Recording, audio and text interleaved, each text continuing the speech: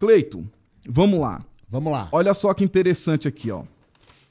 Se você abrir aqui no YouTube, Descompraise seu Me Humilhar, esse vídeo, rapaz.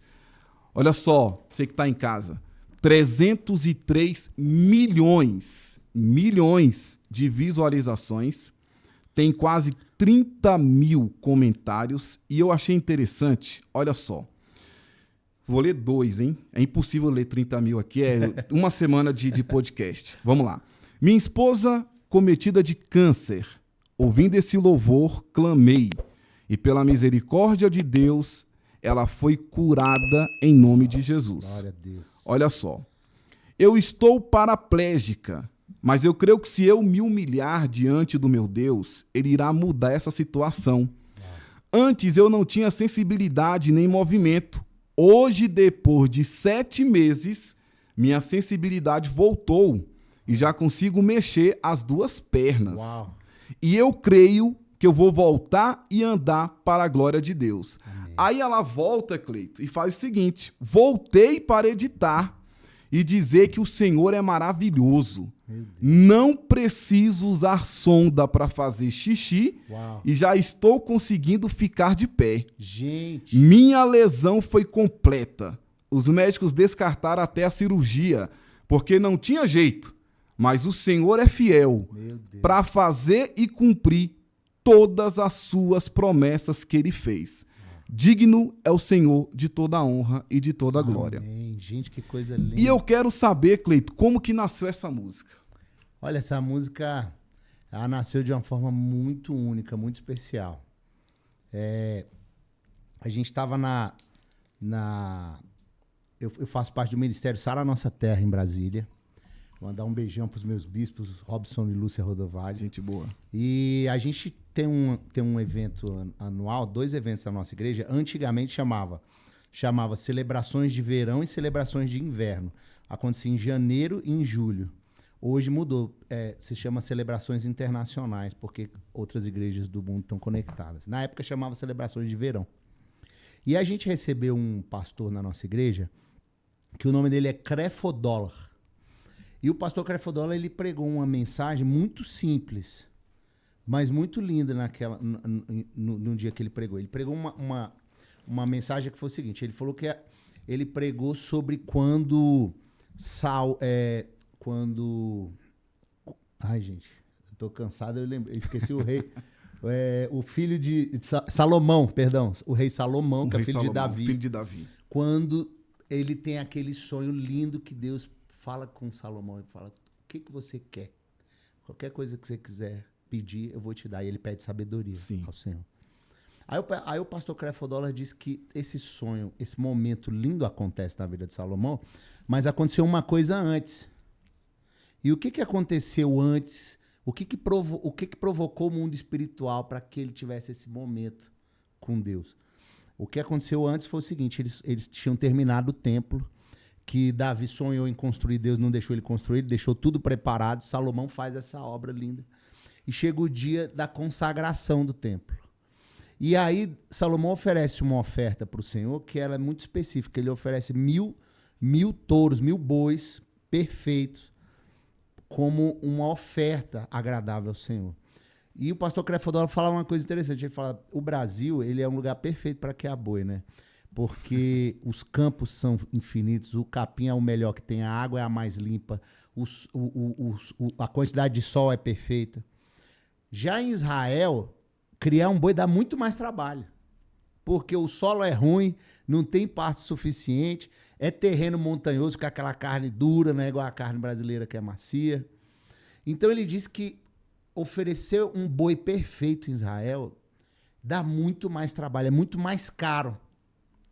Então, quando Salomão faz essa oferta, ela não representava apenas um animal perfeito como seria no Brasil, ela representava o esforço de muita gente. Então, essa semente que eles estavam colocando diante do Senhor era uma coisa que o pastor Crefodólar chamava de semente preciosa. Era o coração de muita gente que estava ali. A força, a dedicação. Então, ele fala que aquela semente era tão preciosa que ela moveu o coração de Deus de uma maneira especial. Aí ele continuou, ele fala assim, só que como é que você descobre qual que é a sua semente preciosa? Aí ele falou assim, você descobre o que é a sua semente preciosa naquilo que dói pra você. Sempre onde seu coração tá apegado, dói se desfazer disso. Uhum. Só que a semente preciosa, ela é diferente para cada pessoa. Então, por exemplo, para uma pessoa é difícil dar dinheiro na igreja, para outra pessoa não. É mais tranquilo. Ele é liberal Sim. no dinheiro. E aí ele falou, por exemplo, no meu caso, a semente preciosa que mudou a minha vida, o pastor Crefodola falando, foi um terno. Ele falou desse jeito. Ele falou, eu era muito pobre, eu nasci muito pobre. E eu só tinha 3 ternos, que ele falou, para pregar. Só 3. E aí o que acontece? Ele ficava revezando os ternos. E um dia ele recebeu um obreiro na casa dele para almoçar, que era mais pobre do que ele falou. E enquanto eles estavam almoçando, aquele obreiro, o Espírito Santo falou no coração do pastor Crefodola assim, dá um terno para ele, porque ele era mais pobre que ele. E eles estavam conversando, ele falou, rapaz, o Espírito Santo falou para eu te dar um presente. Aí ele ficou todo animado, né? Sério, pastor, sério. Ternozão cheio. Aí ele foi lá no guarda-roupa pegar o terno. Ele abriu o guarda-roupa e pegou um terno e levou para ele. O Espírito Santo mandou eu te dar esse terno. Aí o cara colocou o terno e falou assim, o que você achou? Ele falou, rapaz, eu não gostei, não. É que pode, né? Você ganhar um presente e falar que não gostou, né? Aí ele ficou olhando assim, voltou no guarda-roupa. Ele entendeu na hora o que estava acontecendo.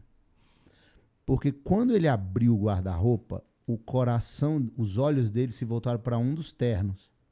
Só que aquele terno, ele era o mais feio dos 3. Só que ele tinha uma relação com aquele terno, porque quem tinha dado aquele terno para ele tinha sido o pai dele. Sim. E o pai dele já tinha morrido.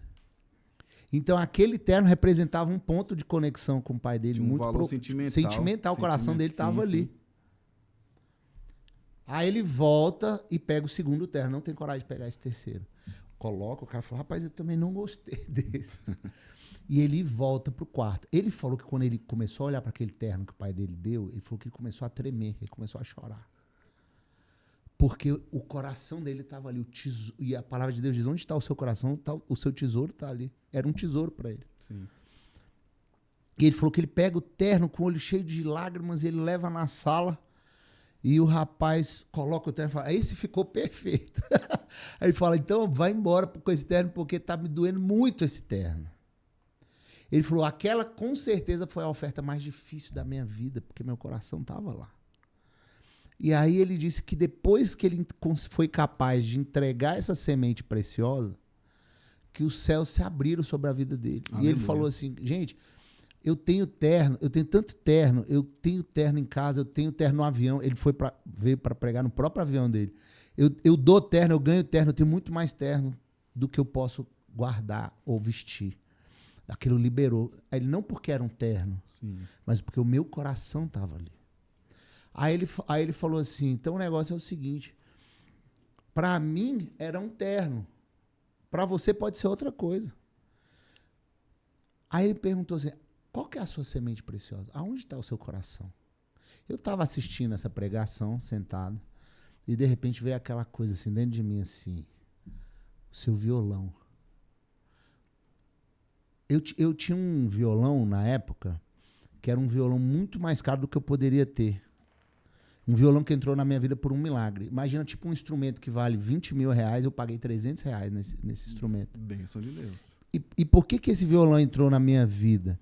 Porque eu escrevia músicas e tinha parado de escrever. Sim. Aí parei de escrever, eu falei, eu preciso de um violão para escrever música. E aí, entre esse violão na minha vida como um milagre, eu falei, agora eu vou escrever música sem parar. O que aconteceu de verdade? O violão estava lá na minha sala e eu não escrevia música nenhuma. Eu ficava olhando para ele e não fazia nada. E aí, quando ele faz essa pergunta, vem dentro de mim assim, seu violão. Lembrou na hora. Na hora. Aí eu falei, sai, Satanás, cala a boca. Um violão de quase 20 mil por 300 reais? Tipo assim, oxe, que conversa, o diabo querendo falar para dar meu violão. Aí ele vai e fala assim, onde está seu coração? Aí de novo, violão. Aí eu falei, cala a boca, Satanás. Aí já lembrou do terno lá, da pregação. Aí eu falei, cala a boca, nem dá pra trazer o violão tá lá na minha casa, eu tô na igreja. Desse jeito. Olha, E aí o pastor Crefodola fala assim no altar, talvez a sua semente preciosa não tá aqui, tá na sua casa. Ixi, aí tem pra onde correr. Aí eu falei, rapaz. Aí ele falou, olha, o negócio é o seguinte, você vai semear onde está o seu coração. E se você for capaz desse ato dificílimo, Deus vai surgir para você e vai dar aquilo que o seu coração Aleluia. mais pede. E ele foi embora, acabou o culto. Ele falou, se a sua semente preciosa está na sua casa, traz amanhã, de manhã. No outro dia de manhã eu fui, eu não levei o violão. Mas o coração duro. Mas com aquela mensagem na... Tava com a mensagem, Sim. mas não levei o violão. Sim. Beleza. Era o culto da manhã. Quem foi pregar agora foi a minha bispa, a Bispa Lúcia. E aí, no meio da pregação dela, ela faz um comentário. Ela para e fala assim, gente, hoje de manhã, eu me levantei para vir pro culto e tava com aquela mensagem do pastor Crefodola no meu coração. E tava me perguntando, onde é que tá meu coração? Porque eu tenho tanta alegria de dar dinheiro na casa de Deus. Eu já dei carro na casa de Deus, já dei minha casa pro Senhor. Nada disso doeu meu coração. Foi muita alegria que eu senti. E ele falou que muitas vezes onde está o nosso coração dói. E eu fiquei pensando, Senhor, onde que está meu coração? E enquanto eu estava me arrumando para vir para o culto, de repente o Espírito Santo me trouxe a memória. Uma joia que tem lá na minha casa, uma correntinha. Sim. E essa correntinha é especial porque ela era da minha bisavó, que foi da minha avó, que foi da minha mãe, e que um dia eu ia passar para minha filha. E quando eu pensei nessa joia, meu coração fechou na hora. E eu pensei, gente, olha só, eu achando que eu já era madura, que eu já tinha aprendido a semear na casa de Deus. Meu coração fechou na hora. Gente, quando eu peguei aquela joia, meu olho começou a encher de lágrimas. Mas eu fui forte, eu vim aqui hoje. É uma joia tão simples, ela nem vale muita coisa. Sim, sim. Mas ela vale muito pro meu coração. Desde a bisavó. E isso, na família. Sim, sim. E hoje eu semeei essa correntinha na vida da minha amiga. Falou o nome de uma das bispas da nossa igreja. Uhum. Eu semeei na vida dela, porque é tão simples que não dava nem para colocar na salva. E eu dei para ela. E hoje eu creio que eu vou viver aquilo que o pastor Crefodola... O que tiver retido no céu, o Senhor vai liberar. Quando ela estava falando isso, imagina a igreja com as 4.000 pessoas sentadas assim. Aí levanta um senhorzinho lá na assim, embaixada. lá na embaixada, em Brasília. Para quem tá assistindo a gente de outros lugares do mundo, a minha igreja fica em Brasília, num bairro chamado Sudoeste, e se chama Embaixada do Reino de Deus, que é a nossa sede mundial. Sim, sim. Imagina umas 4.000 pessoas sentadas, era um culto da manhã.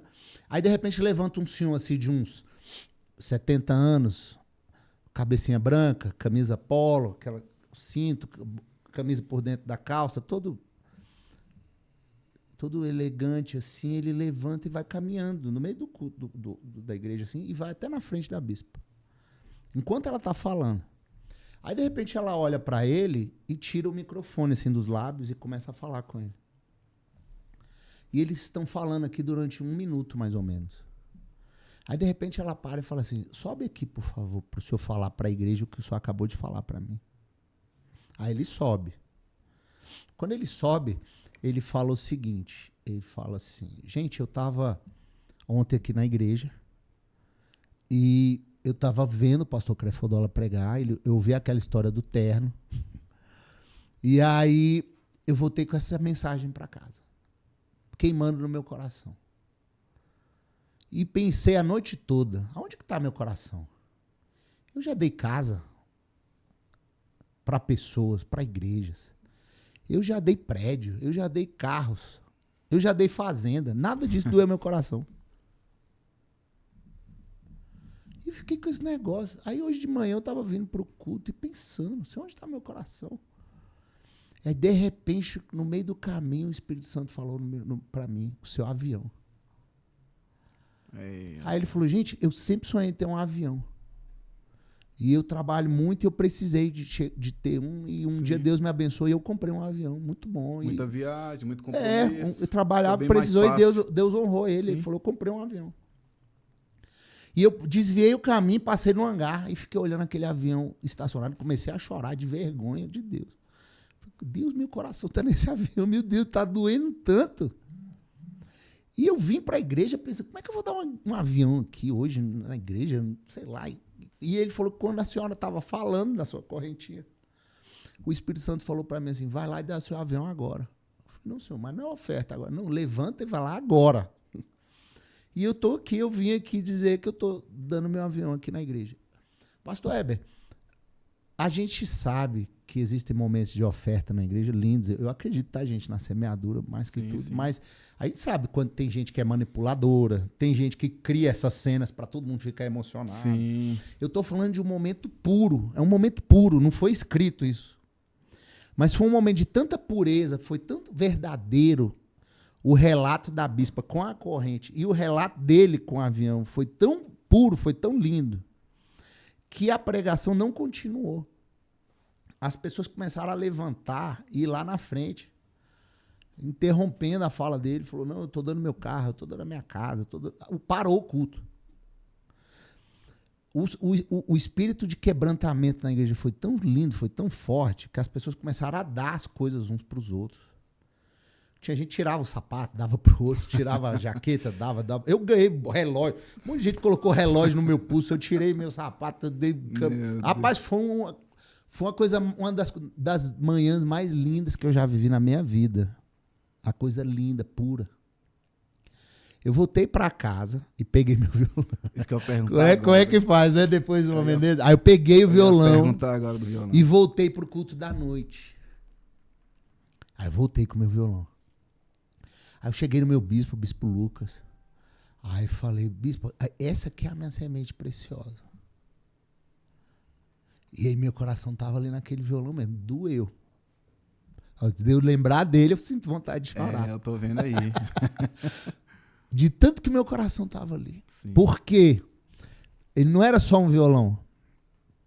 Ele representava um desejo que eu tinha de escrever músicas pro Senhor e que estava adormecido. E durante muito tempo estava adormecido porque eu dizia que eu não tinha violão. E agora que eu tinha violão, continuava adormecido. E o top dos tops, né? Um violão caríssimo. Caríssimo. E aí eu entreguei para ele e falei assim, tá doendo tanto. Leva logo, senão eu vou tomar de ti. E ele colocou a mão na minha cabeça e fez a oração mais simples do mundo. Ele falou, Senhor, o Cleiton deu esse violão aqui, semeou esse violão, entrega para ele aquilo que o coração dele tanto pede. Aí eu voltei para casa, acabou o culto, voltei para minha casa, para meu apartamento. Morava num apartamento bem pequenininho. Aí deitei para dormir. Quando eu deitei para dormir, de madrugada, sei lá, umas 2, 3 da manhã por aí, a minha filha me acordou, a Júlia. Eu tenho 2 filhas, eu tenho a Júlia e a Luísa. Sim. A Júlia hoje tem 20 anos e a Luísa tem 17. A Júlia devia ter uns 2 aninhos, 3 aninhos, era um bebê. E ela me acordou assim, bem suave, né? Papai! Eu pulei da cama assim, o que foi, Júlia? Ela falou, eu tô com uma fome. Eu já passei por isso. Já passou por isso, né? Ali, ó. Ah, meu Deus. Você sabe como é que é, né? Sei como é O que foi, filho? Eu tô com uma fome. Eu falei, o que você quer comer? Ela falou, eu queria mingau. De madrugada, acordou. Do nada. Eu falei, vamos pra cozinha fazer mingau. Aí eu fui com ela pra cozinha, a mamãe ficou dormindo. E aí eu peguei aquela coisa simples de pai e filha. Peguei a panela, coloquei o leite, o pozinho. E aí ela sentou assim do meu ladinho e falou assim, vamos orar? Aí eu falei, vamos orar. E a nossa oração era muito simples, porque ela era um bebê. Então ela falava o nome das pessoas e eu ia orando por ela. Sim. Então ela falava assim, vovô Isaías. Eu falei, oh Deus, abençoa o vovô Isaías. Vovó Vanida, guarda os sonhos da vovó Vanida. Biloca, a Biloca é a cachorrinha da minha mãe. Eu falei, oh Deus, livre a Biloca do atropelamento, em nome de Jesus.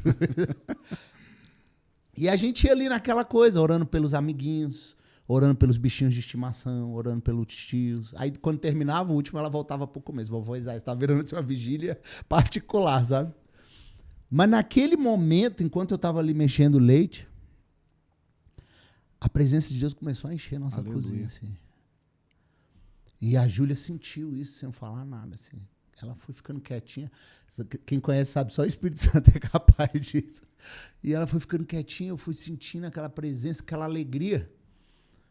E, de repente, eu comecei a lembrar daquela manhã de tudo aquilo que eu tinha vivido ali naqueles 2 dias. A palavra do pastor Crefodola, daquela forma linda que aquele senhor foi ali entregar o violão, aquilo tudo dentro do meu coração. E de repente eu comecei a cantar essas palavras.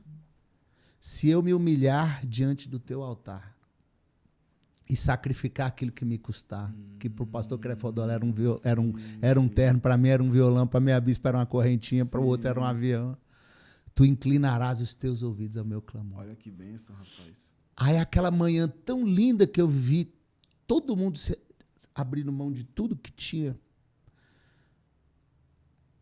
marcou tanto meu coração que eu cantei essas palavras. Mais vale um dia no centro do teu querer, glória a Deus, do que toda a vida sem jamais te conhecer. Aquela manhã valeu para mim mais do que tanta coisa. E essas palavras vieram, eu cantei isso enquanto eu estava mexendo o leite.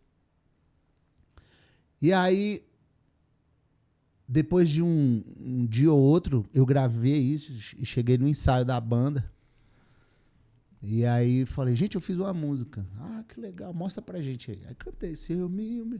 Aí a gente ouviu, ninguém gostou da música. Sério? Rapaz.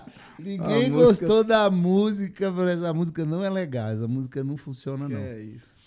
Na época, nossa banda, quando a gente começou, a gente tinha uma influência muito grande da black music dos anos 70 dos Estados Unidos. Sim. Então era uma música muito dançante e quando a gente tocava balada tinha muita nota, tinha muita coisa. E a gente tentou encaixar a música nessa linguagem musical e não funciona. Não deu certo. Não deu certo. Então realmente ficou um negócio desconjuntado, ficou feio. Aí eu larguei a música pra lá. Passa um tempo assim, o pessoal da minha igreja, o Ministério de Louvor da minha igreja, dos jovens, a gente estava gravando um disco interno, para o consumo da igreja mesmo, uma coisa totalmente sem pretensão nenhuma. E antigamente tinha uma regra não escrita da vida, que era o seguinte, na época do disco físico, que o disco físico tinha que ter pelo menos 10 músicas, não sei por que isso. É o vinilzão? Não, era o CDzinho. Ah, o CDzinho. Tinha que ter 10 músicas, não sei por que, é uma regra não escrita da vida. É bem mais lá pra trás. É, mais pra trás um pouquinho. E o disco da nossa igreja estava com 9 músicas. E aí o pessoal falou, Cleitinho, você não tem nenhuma música perdida lá só pra jogar aqui pra completar o 10, não? Aí eu falei, sempre tem uma música no fundo da gaveta, assim. Eu peguei e puxei essa música. Quem tava produzindo o disco era a minha banda, Disco Praise. E aí a gente foi fazer o arranjo, eu falei, gente, essa música é aquela que não serve pra gente. Só que o negócio é o seguinte, os músicos lá da igreja são muito ruins, muito fraquinhos. Então tem que ser com as notas bem simples, pra ser fácil de tocar. Vamos fazer assim? Vamos. Aí a gente fez com as notas bem simples. Eu acho essa coisa mais incrível do mundo. Porque às vezes Deus, pra te levar pro lugar que Ele quer, Ele tem que fazer igual uma mãe que vai desviando a atenção do filho. Assim, olha aquela borboleta. Né? O menino cai, tropeça, tá chorando, a mãe olha a borboleta, ele procura e para de chorar. Deus, ele foi usando essas situações para levar a gente para onde ele queria, mas ele tinha que fazer desse jeito, porque senão a gente não conseguia. Sim. E aí eu falei, achando que a música era pro pessoal da igreja, foi bem simples.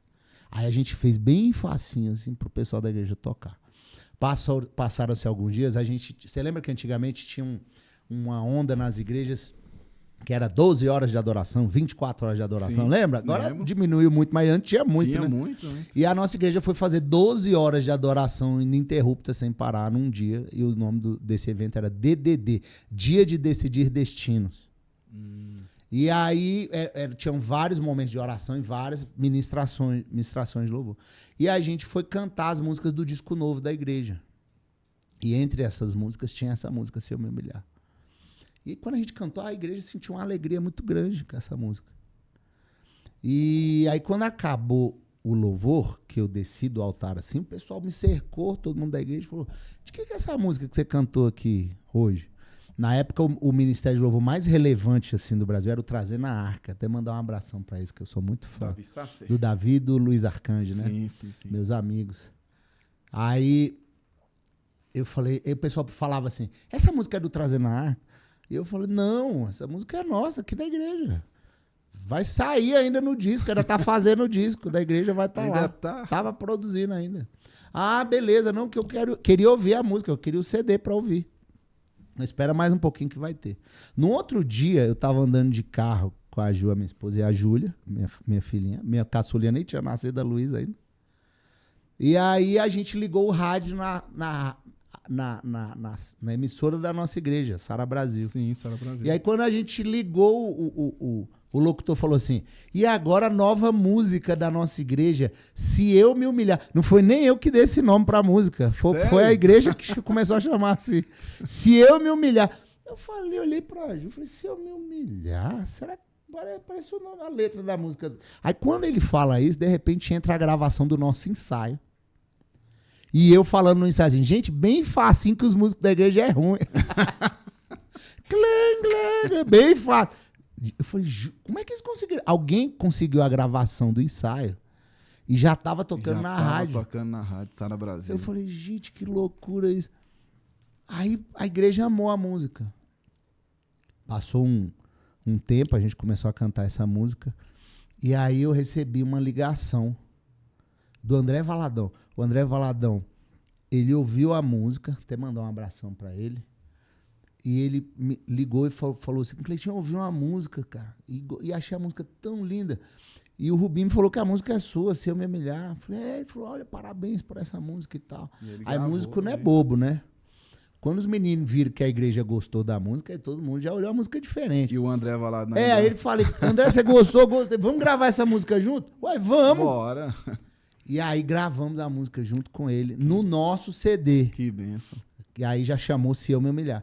E aí o que aconteceu? Por conta dessa gravação do André, a gente estava cantando a música em Brasília, aí começaram a cantar a música em Lagoinha, lá em Belo Horizonte. Tá no Brasil inteiro. Aí foi começando. E aí por conta disso, uns 8, 9 meses depois, a gente estava pousando no Rio de Janeiro para assinar o nosso primeiro contrato com uma gravadora.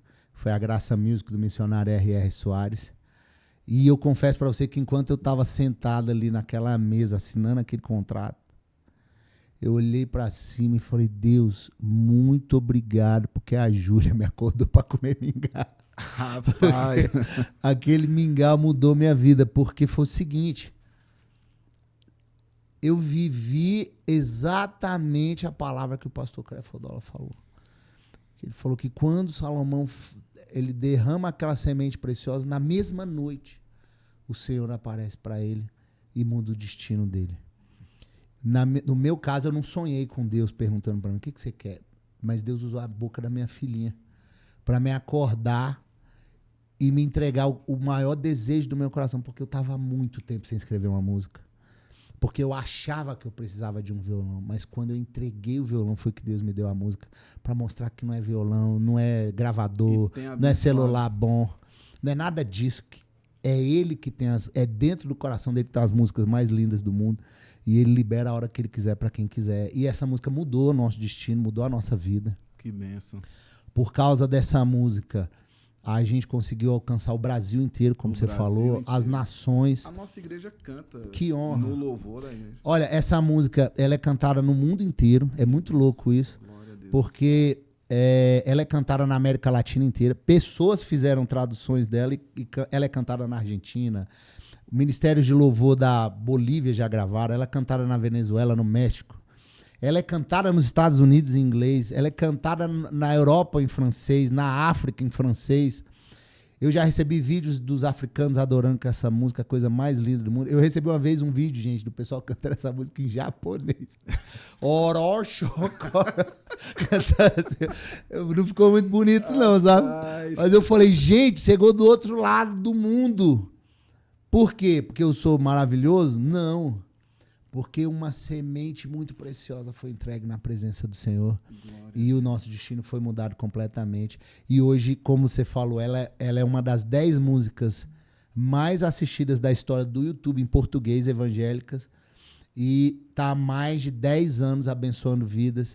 E é um presente, né, de Deus. Mas a história foi essa ao redor dessa canção. E não vai parar de crescer. Amém. Eu quero continuar num assunto aqui, mas antes eu preciso fazer isso no podcast. Vamos lá. Lá no vídeo, eu assisti um vídeo, você começa, alguém completa. Vamos lá. Vamos lá. Você começa, se eu me humilhar, eu vou completar aqui, meu irmão. Ah, cantando? É. Vamos lá. Você fez lá um vídeo, eu falei, rapaz, vou fazer isso no Como podcast. é que foi? Esse eu não vi, não. Se eu me humilhar e você começa, a pessoa aqui continua. Não.